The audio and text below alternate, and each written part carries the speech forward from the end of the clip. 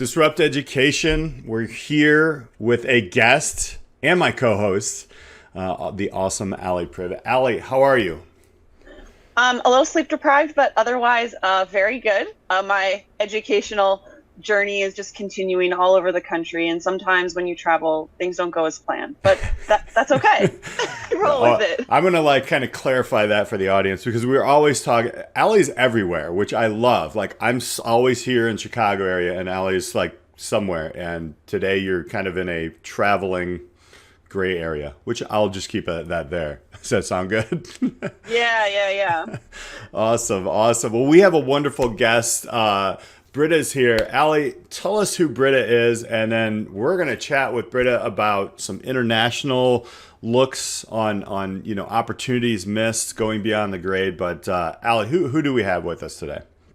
Yeah. Okay. So we're here in this series on connecting the missed opportunities in academia to reality, and we really wanted to take the conversation abroad and really expand our international perspective, because Peter and I have been talking about that and just things we've seen as issues here in the educational space. So looking at we don't want to pigeon our own selves into this box of looking only here in the US.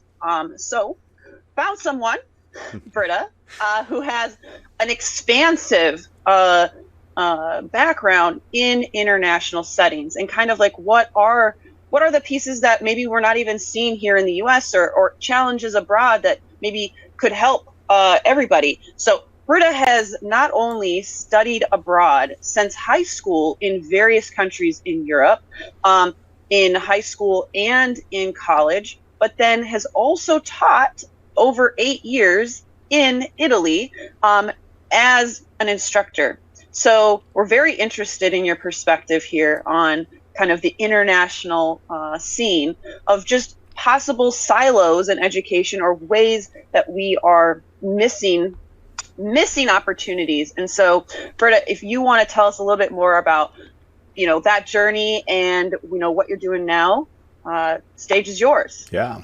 All right. Well, thank you, Peter and Alli, for having me. It's a real pleasure to be on your podcast. So I hope these insights are something new for you guys and exciting, and definitely some good food for thought. So yeah, I'll just say a little bit about how my journey started abroad. It started by being dropped into an Italian classroom as a junior in high school, and that was a massive change for me. And the funny thing was, before I left, they were like, okay, well, don't worry, everyone always succeeds in math, because math is the universal language. Wherever you are in the world, you're able to learn it.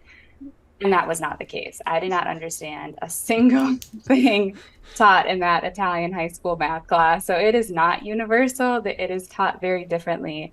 And to bring it kind of full circle, as a teacher in an Italian high school, one of my students studied abroad in a high school in New York, and she came back and she said, math was approached completely differently. You don't just learn how to find the answer, but in Italy, we're taught why. Why do we want to learn this? And how are we going to approach this issue? And why does it matter? Whereas in my classroom in New York, they just wanted us to get to the answer, and it didn't matter how you got it as long as it was correct. And I was like, boom, that's why I didn't understand anything, because they were talking about theory and the why, and that's why I didn't understand it. So I started studying abroad in high school, and then carried that out through Wales, Spain, and Italy, and a little bit in France, but that was really an American program, but really thrown into the direct university system. So I saw how they grade. And I would say one of the biggest differences right away from the US education system compared to European, which European is very large scale, so we can't make a stereotype broadly across a continent, but was the oral aspect. So immediately there was a very big expectation that you come prepared and you speak and share orally one-on-one with a professor the material that you were supposed to have learned and prepared, which is very different from the written aspect that we often find in the States. There's a lot in there. Alli, I'm thinking right away, and thank you, Britta, for sharing that journey. Wow, the why, the one-on-one, kind of the personal aspect of education and such. Is so I want to go to a broader picture of schools, right? Do schools serve a purpose differently in the areas of Europe that you are in? Do you feel, or are they? What is the purpose? Do you think school serves in Italy versus the U.S.? Is there a difference there? I'm just curious about that. Hmm. It's hard to answer because as I realize growing now, I no longer teach. I'm no longer in the high school system here in Italy. I'm an entrepreneur and I own my own business. But as I am on that journey myself, I realized like I did not learn this in school. Why did I not learn this? Why was I not prepared? Why don't I know about like simple basics like taxes? Like why aren't kids in high school learning how to do taxes? Now maybe it's like, oh, that would be the worst class ever, or at least like in home ec, instead of learning how to sew mittens or like bake cookies, then why didn't we learn how to like fill out our tax forms? But I don't, that goes to the basis of like, I don't think the US is doing a good job of serving its students anyway. But I also think there's a huge gap here as well, where it is, what I've noticed is school is really based on performance and short-term performance. There's a huge, so as a student in Italian university, oftentimes you'd find on the curriculum that the professor has all the books that they have published. And why do they do that? So that all their students will buy their books. Like, okay, I'm also making money from my own writing. And there is literally the concept that you memorize every period, comma, exclamation point, question mark, like the chapter headings. And it's extremely stressful. So it's not so much, have I learned this and like acquired this information to make it my own, or have I learned it so that I can regurgitate it back to you and tell you what you want to hear. And I often find that in the high school space as well. I would say even in middle school, there's this like really strong concept that the teacher comes in, and I don't want to say indoctrinate because that's a really strong word, but they like indoctrinate the class on their perspective, on their subject, and it's the student's role to be able to share their perspective back to them.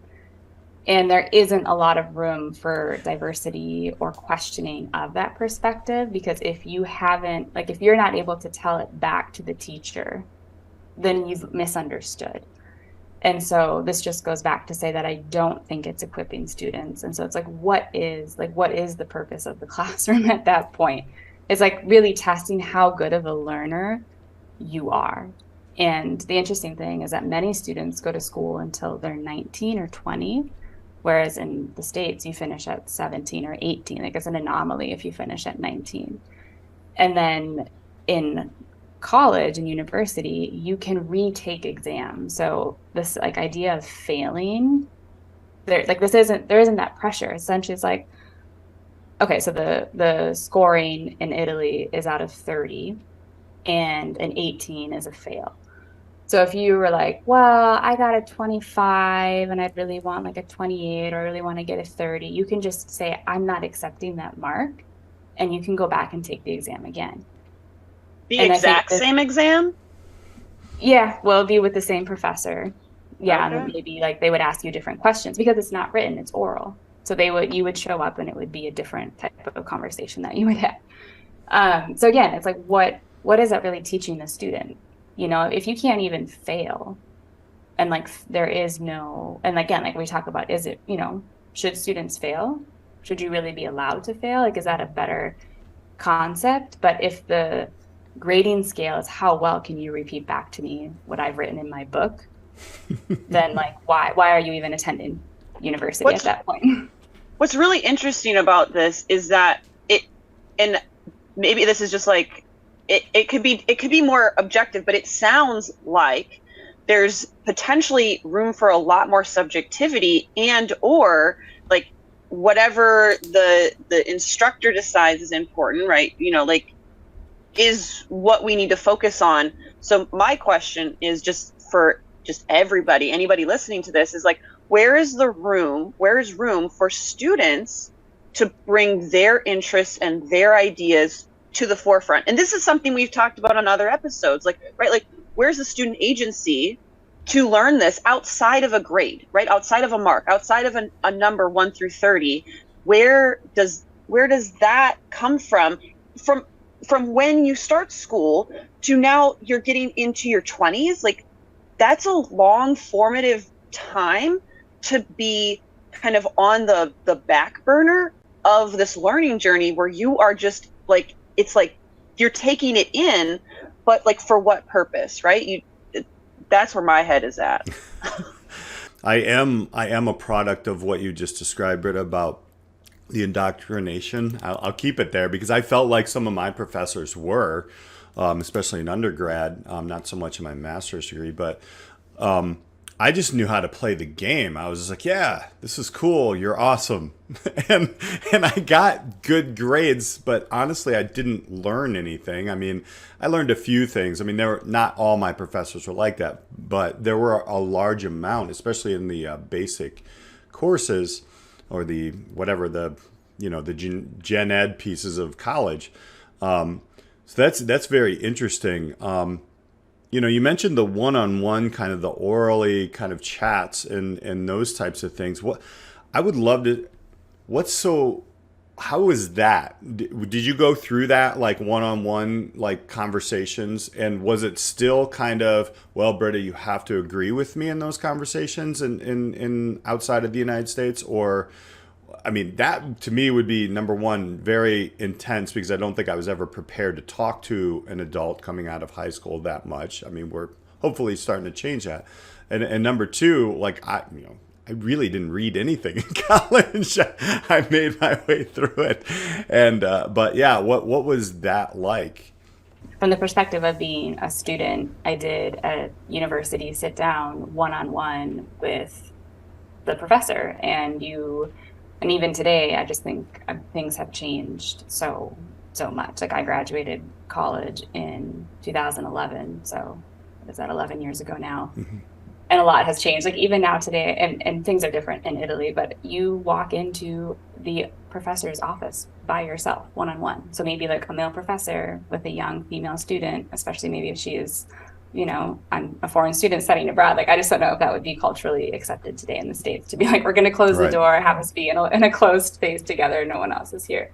And that aspect wasn't so intimidating. It depends. I think as a foreign student, you do receive a lot of grace sometimes. You're like, oh, okay, like, you're so cute and sweet. Like, we're going to, be kind to you, and just see like, oh, you're struggling in Italian. Okay. And it totally depends on who you get. The bigger struggle is in high school. So as the teacher, okay, so this is an interesting story. When, and this will come back around, so sorry, it's kind of a little bit. No, when everybody says this is an interesting story, I'm like, boom. Yeah. Well, let's go. So I was thrown into the classroom. I started out as the native language assistant in the classroom. So I was came into the classroom with the head English teacher for that class.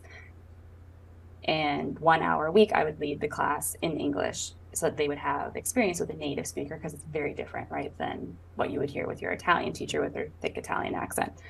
After 1 year of doing that, they asked me to teach geography CLIL, and CLIL is content language integrated learning.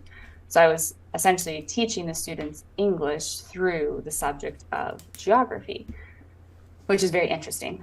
There's so much that you can go into this kind of learning and teaching. It's not an easy task, especially when you have a classroom of 25 students, and some are almost native English speakers, and some can barely put together a 4-word sentence. Okay, because English is not their first language. So I'm like, how do I grade these students across the board, right? And so I took on this role. I was super excited about it because it seemed like a step up from being the assistant to having my own class. And I actually taught all the first year students. So whatever, and the way the high school is divided up too, is you choose a tract, and it's either language based or science based. So like, if like you're not good at math and sciences, you would probably choose to study languages, and then you would study 3 foreign languages instead of just studying English, whereas all the students have to study English. So I had like all the students in the school in their first year. And at the very beginning, I taught based from my American experience, because I had no sort of training for the Italian school system except for my own experience, was what I had received really secondhand. And from my American experience, it's very normal to have pop quizzes, right? Like you walk into class, you're like, all right, let's see if these students were listening, if they were paying attention. The following lesson, you give them a very short quiz, right? I learned very quickly that is not okay. You do not do that, okay? These students are allowed to have 3 written exams a week, and they can only have 1 per day. So the whole school, all the teachers coordinate to make sure that no one has a written test on the same day. And apparently a 5 to 10 question pop quiz falls under the category of a written exam. So I'm just like, I'm like, how can I measure if these students are following along in a different language, where a pop quiz could consist of vocabulary, right? Maybe they were like 10 words that were new to them, and 10 words is a lot. Like if you're learning 10 every lesson, by the end of the week, you have 50 new words. That's a lot of vocabulary to learn and memorize and understand and write and be able to use, right? So I'm like, a pop quiz is a perfect way to also gauge, like, are they following along? Are they picking up on the vocabulary, whether it's graded or not, right? But even just the concept of like, you can't do that because the students can't have too much to do. That's, and it's a written thing, and the parents need to know, and the students need to study and prepare. But you are allowed to do what we would call, because there's not a real good translation for this, oral interviews. So I could, quote unquote, interview you orally in front of the class with no teachers needed to know, no parents needed to know, it didn't need to be prearranged or anything. But I would call on you as a student in front of all your classmates, and you would have to do the one-on-one oral presentation, interview, test, whatever you want to call it, with the teacher in front of your classmates. And that, I think, especially as a student, especially when you're like going through adolescence and you're a teenager, like I don't see any problem with that. None. How else? That's really a way to test your knowledge.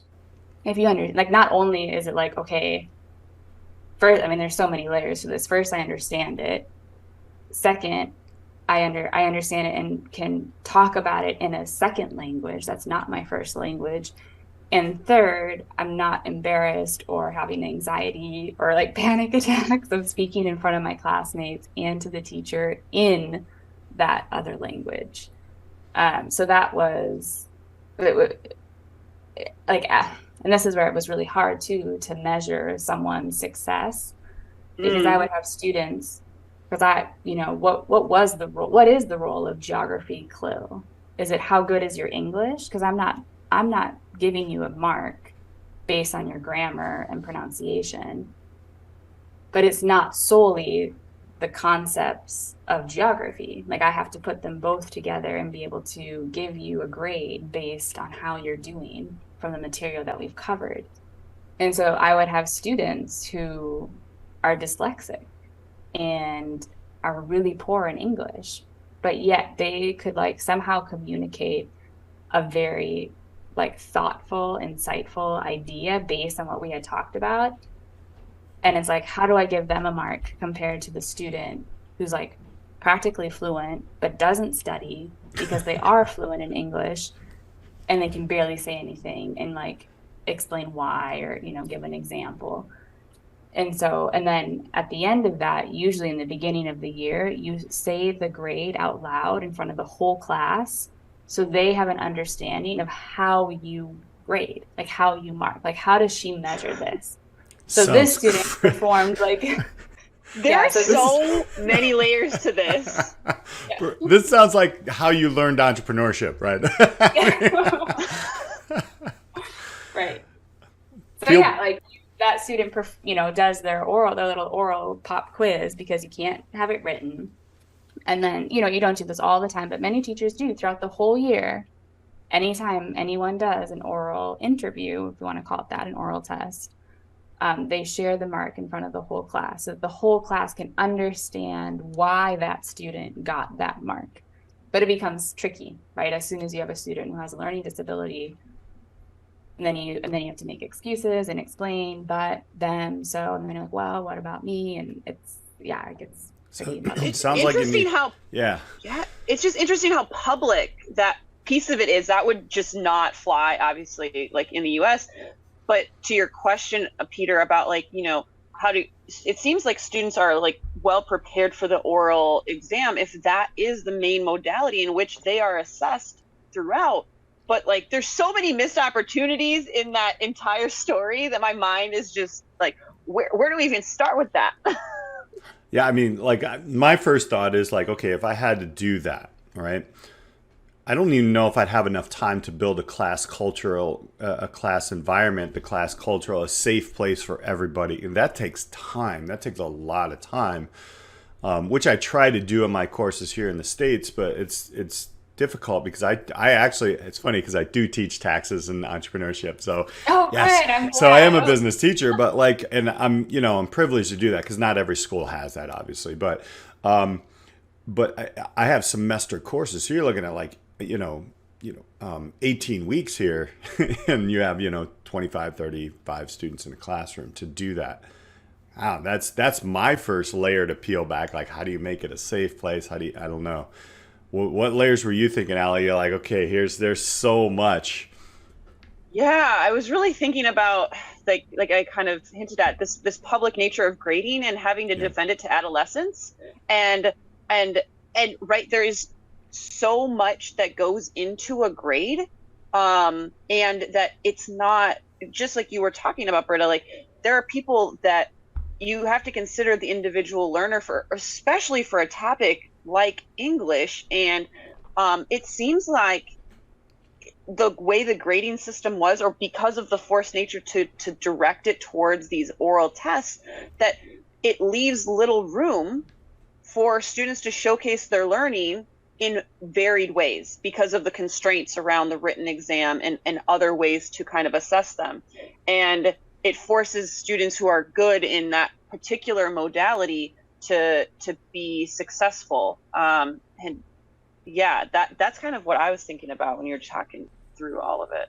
Yeah, well, to go to Peter's point first, one thing that's very different is students don't change classrooms. So you have a class, like in elementary school. And so you're like in, there's 5 years of high school, and then there might be like 5 sections. So you're either in 1A, 1B, 1C, etc.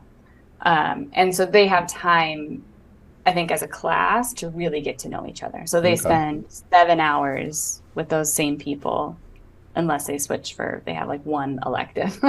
So otherwise they spend all day with each other. So that's where I think they really bond. So it's not just in my hour, or I have to try to also, it's like I'm bringing together different students who maybe don't see each other during the day and they're only together in my hour. That's not the case. So that helps. Although it is also quite difficult as a teacher to walk into a classroom and now you're not in their culture. I'm like walking into their space, which it's not intimidating, but it's hard. They're not walking into my space, right? It's not my room. And so to me, walk into there and say, hey, like, now you pay attention to me, sit down and listen, it takes time and like authority, and you really have to build up that respect. So not so much the culture, but really like the respect towards the teacher. Right. And then to Alli's point, and thinking back to it, because they were trying to create a standard on which to grade. Like every subject was meeting together. So all the teachers of history were meeting together, all the teachers of math, the English department were meeting together and trying to cut, like they were the school in itself though, right? So there's no national, like there is somewhat of a national standard of curriculum, but not grading. So the school itself was trying to create the standard, but even then it's like you can't create a standard. That's the whole point, right? You can't, because every student will be different and every year will be different. And as culture changes and the generation, like we're seeing a huge generational difference between our generation and the students currently in school, right? So it's impossible, really, I think, to create a standard. when I was teaching, like I said before, it's like, what am I grading them on? Am I grading them on the geography concepts, or am I grading them on their English ability? And at one point, another colleague was like, geography should really be about current events. And because I was doing human geography. So it was like, well, that's quite a big task to take on. That means my curriculum, essentially, it's like, I don't have one, right? It's changing constantly because world events are constantly changing. But I took this on because, to Alli's point of like where there's no space for the student. And so what I did do is every time we studied something, instead of saying this is what it is, I would say, okay, this is what it is, but why do we care? So anytime we had the written test, because it wasn't solely oral, like you would have 2 written tests per semester. And when there was a written test, there would always be a question that was like based on the class discussions, because I would try to like get the students, right? Be like, why do you care? Why should we care? Why is this important? What can we learn about it? If we don't look at it, or we don't talk about this or learn about it, what's the consequence, right?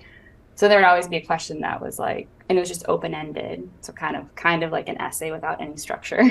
Yeah. To really see, what have they acquired themselves from our class discussions? And if you just remove the English, it's like, are they able to share something? And that's where I think it was really interesting, because some students couldn't break out of the mold of this is what Miss Blansky had told me. And so therefore I have my own ideas. And then like they would come back and they'd be like, but I wrote exactly what you said. And I'm like, because I didn't want to hear exactly what I said, right? Like I wanted you to use your brain and think of your own ideas of like, what about you? Like, what do you think, And so that was really interesting, to the point of like having space. And then when you're given space, you don't know how to respond to it because you haven't done it yourself yet. I feel that that's a worldwide challenge. I mean, I think with the students that I have here in the States, again, the same thing. And Alli, I don't know if you saw it, but like, it's like, what do you want me to do? And it's, well, I mean, I want you to think about the subject at hand. How does it relate to you? And we start with the student.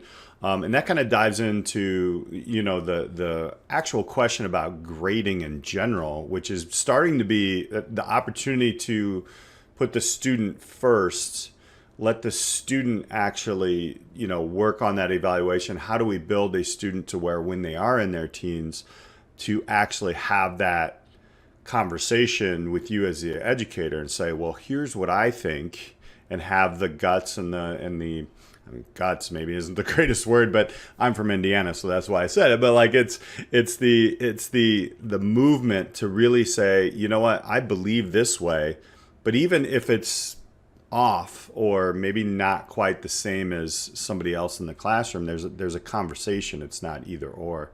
I don't know. What do you think about that, Alli? What are your thoughts around grading and student centering? It's interesting just hearing this perspective of how different it could be, but that it seems like we haven't obviously talked about every single country though, but it does seem, like you said, a worldwide issue to kind of like, again, what is the point of a grade? How are we really getting at the heart of learning, rather than just like this regurgitation or, exactly what you said, Britta, in terms of like, I don't want to know what I said. I want to know what you think about, like, not only what I said, but what we discussed as a class. And there's a richness there that is a continued missed opportunity, I think, in many educational settings where we're still focused on that score. It's all about like this made up like grading system, and like, what is the point of that? Like, what is that teaching kids? Like, to think beyond a score and a grade. I just think there's so much opportunity for all educational systems to really dig deep into this work. And it was cool to hear that you before you left, they were starting to have this conversation, but it takes a long time to kind of tease that out. Like, it goes back to some of the questions you mentioned earlier in the podcast, Britta, like, what is the purpose of school? Like, what is the purpose of learning? Like, what is the purpose of a grade? Like, all of that, like, ties into this, and it's very nuanced. And there's a lot more to it than I think the people who created these systems ever thought about when they were created.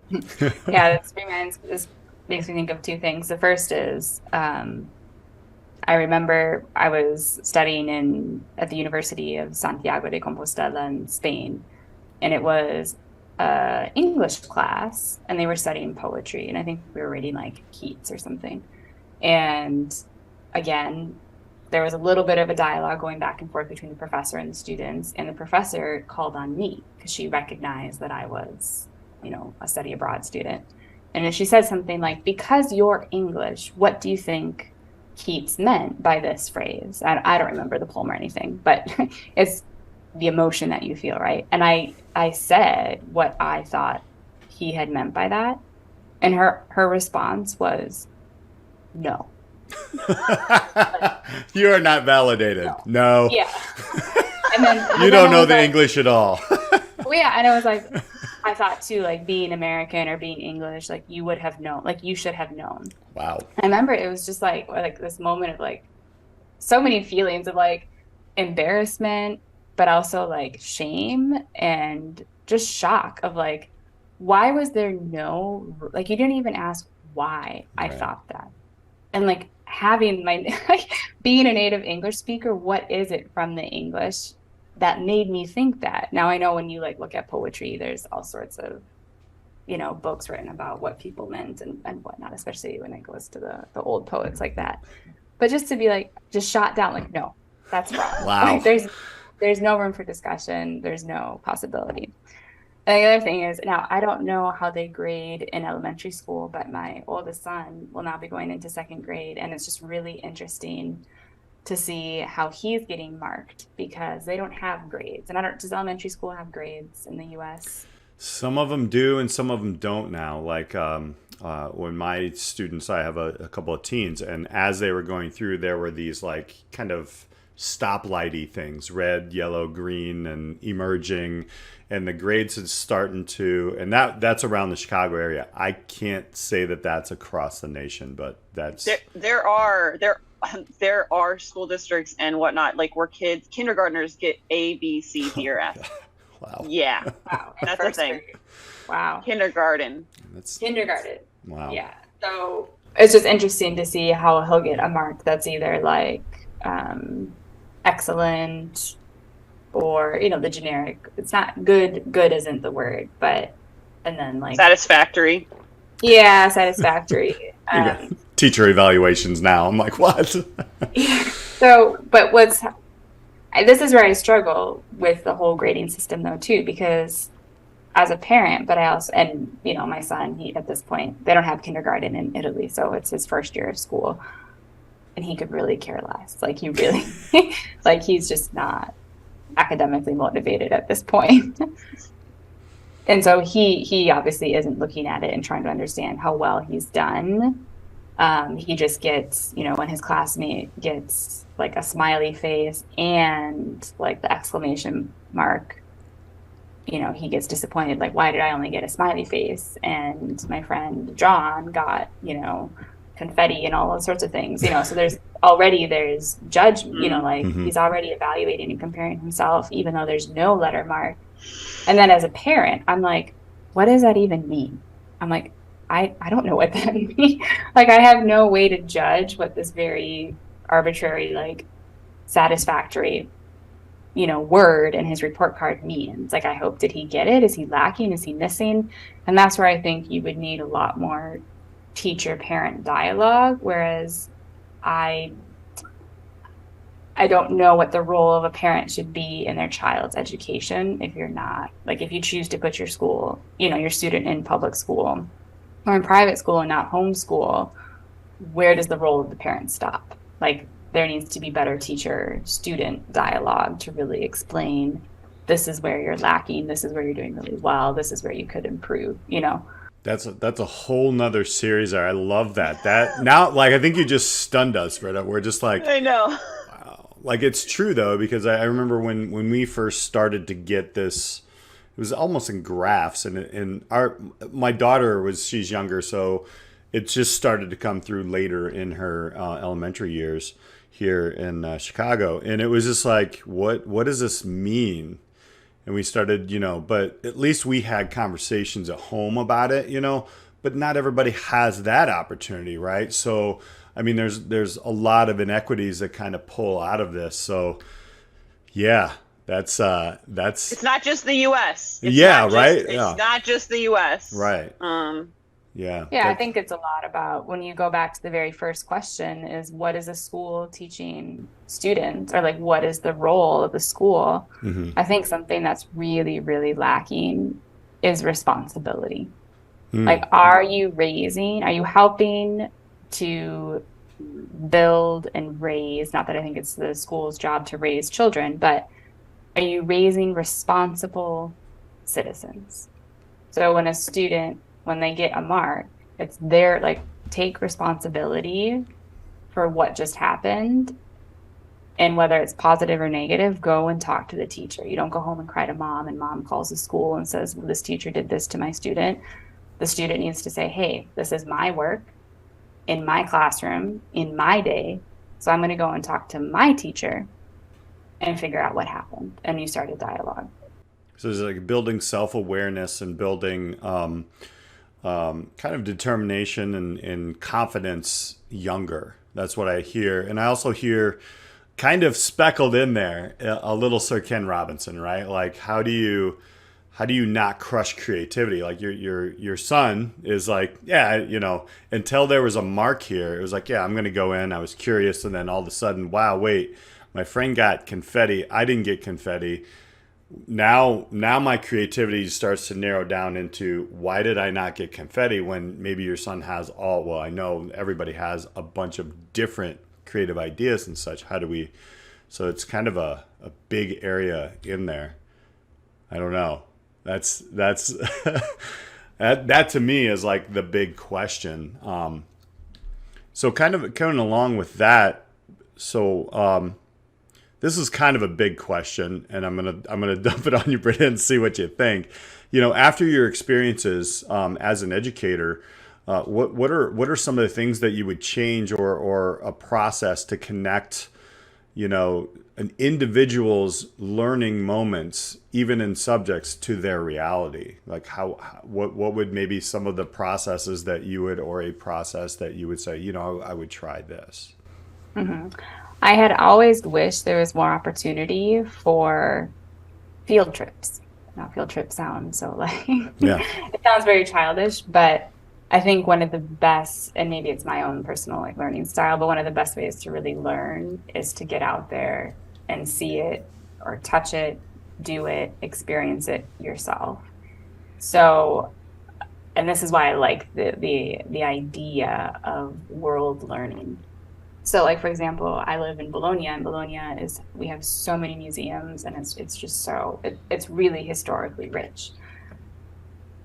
So why is not every day it should just be like in the streets, like in a museum? Not that you have to be like in the museum taking a guided tour, but it's like, okay, we just read about this in a textbook. Now let's go and actually look at it. Yeah. Now, like, why don't I want to learn more? So instead of having the teacher go in and say like, okay, I went on Google and figured this out and found these resources and I brought them into the classroom, why not be like, okay, what questions did you have from this? And then show the students how they can go and find more information, and then actually take them to go get and gather that information and then bring it back and talk about it. So I had always wished there was more chances for that, especially with geography. It's kind of right. I mean, you are in Italy. It's probably rich with history. I'm just guessing. I don't know. I read that in a book. yeah. So, I mean, for me, that's a cop-out. But I think it can be applied in lots of situations. Sure. And I think we get really hung up on this idea of standardized education. So having like a national curriculum, we need to cover these topics. It's like, who said that? Like, who decided that? Why don't we see like what lights people up, and then be able to be flexible with what we have planned? It's like you have a rough outline of what you want to cover, but then within each of those categories, you allow the students to bring their own ideas. And then if they're excited about what they're doing, they'll probably learn more from it, instead of me telling you, this is what you need to learn. Not only do you need to learn it, you need to learn it from my perspective in my words and be able to tell it back to me. It's like, no, how about like I present something to you, you give me your feedback, and based on your feedback, we'll create something together. And me as a guide I'll guide you through that process so that you will have a result from it instead of just leading down like a black road completely blind, not knowing what you're doing. It's so interesting because that is exactly what we have been talking about Yeah. On the series, and just in field trips is like, just putting it in a different way than maybe we've already worded it on this series. But it is that rich connection to even like the physical location of where you're at, and just like having some agency or some like rootedness in the region, the place that you're in, whether it's, rich historical Italy or here in the States. Like, there's still so much you could learn just in your physical location of wherever that school is. And I love that idea of world learning, and just this openness to connect learning to wherever you are, or to the wider world, if you want to cast that net, and just get kids excited about beyond the walls of the room that they're in. So it's so needed. It's a lot of there's a lot of opportunities in there. I mean, then you have to start thinking of processes and how do we do that and those things. That's an amazing. My next question was like if you could design your own educational system, but I think you kind of went through that, Britta. Like it would be something that is like a flowing through the community, through the area. I mean, there really would be maybe a place to gather. Correct me if I'm wrong, but there's also, I mean, so much room for being out in the community in a region, even if there is funding and availability to travel even extensively beyond that. Is there anything else you would add to an educational system of the future with that kind of description? Yeah, ideally, I mean, it all comes down to like having lack of personnel and resources, right? And finances. Yeah. That's always the problem. Because ideally, right, this like you would want small groups, right? So it's easy to move around, right? If you're going to go on a field trip, you don't need to get a huge, massive bus to ship over 40 people. It's like you can cram into like a little van, 12 to 15 people. It's much more one-on-one, much more dialogue, much more conversation. But I think a lot of it is just having the variety. And I mean, this is going to open up a whole other can of worms, but especially, and maybe you said you have boys as well, right? You have a girl. I have a boy and a girl, yeah. And I think this is quite generic across the board. Like boys can't sit still. Like my son cannot sit still for more than like 5 minutes. And there's this expectation that you're 6, but all throughout, like they're, really when can you sit still? And I think generally we can agree that girls can do this much better. They can sit still and listen, and like they can give your attention much better than boys can at a younger age. Yes. And at an older age, I'll just be honest. Forever. Yeah. But he just wants to play. And I think it would be really beautiful if you could. I don't think we associate play with learning. Yeah. Maybe when you're in preschool, like in daycare, they're like, play and learn and grow. And you're like, I'm playing with sand and I'm doing sensory activities and I'm quote unquote growing.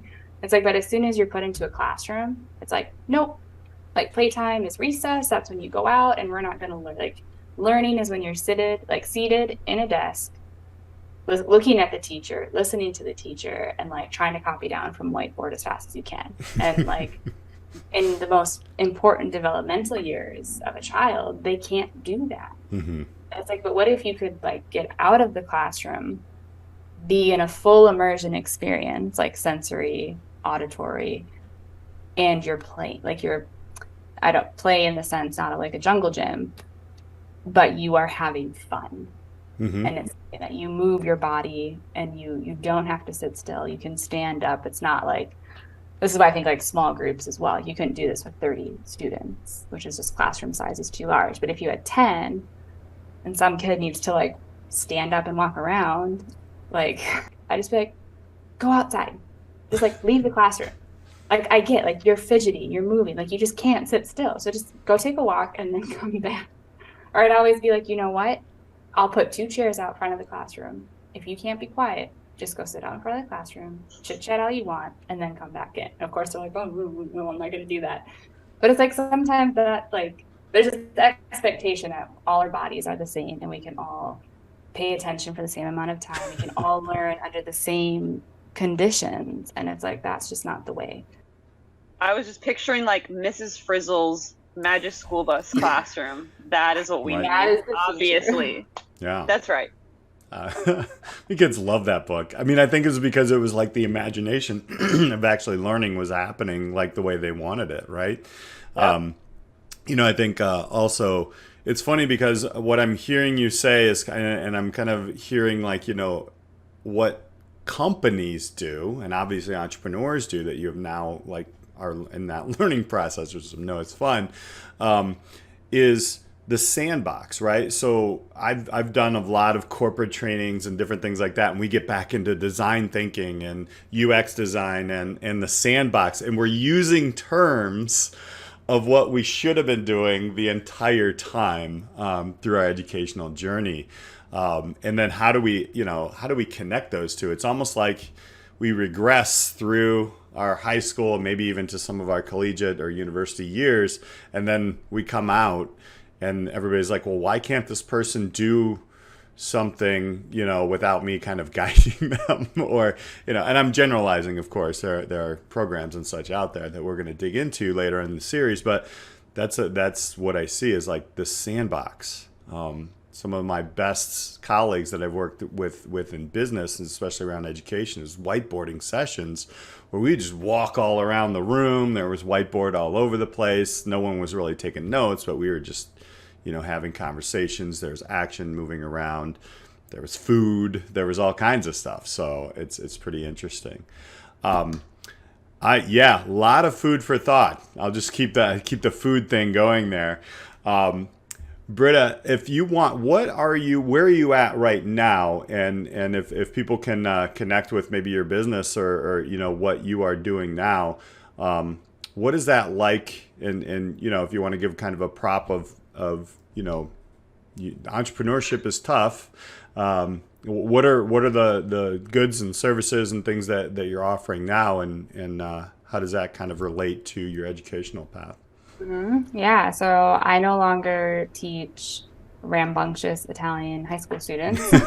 I now am a LinkedIn educator. So I help business owners utilize and leverage LinkedIn so that they can really harness the power of networking and relationship building from such a powerful platform out there. So you can connect with me on LinkedIn. I'm also on Instagram. If you want to learn how to use LinkedIn for your business or even for your own personal goals, if you have like a passion project or side hustle, or maybe you even just want to like change jobs because you need to change your sandbox, get out of the sandbox, right. Change your playground, go somewhere else. I can help you do that. I think, Alli, did we meet on LinkedIn? Yeah, we did. There you go. Right. I mean, it is where innovative kind of ideas, and I don't want to just pigeonhole educators there, but there are amazing educators there too. So Britta, I want to thank you so much for hanging out with us today. It's an amazing conversation. You opened the world up a little bit, but we also saw that there are missed opportunities across the world. Wow, we got a lot to unpack, Alli. We have to keep the conversation going here. But thank you so much, Britta, for sharing your experiences, good and difficult ones, because these conversations are really helping us pull down some silos in education, connecting students to their academia and reality, and basically starting with them first. Hey, thanks so much for having me. It was a pleasure. All right, Alli. Yeah. The next time, who knows where in the world I'll be, our guests will be. It's going to be a great series, and it's just getting started. I like is where in the world is Alli? We'll end there. Until next time, thank you all for listening to the Disrupt Education Podcast. We appreciate you guys.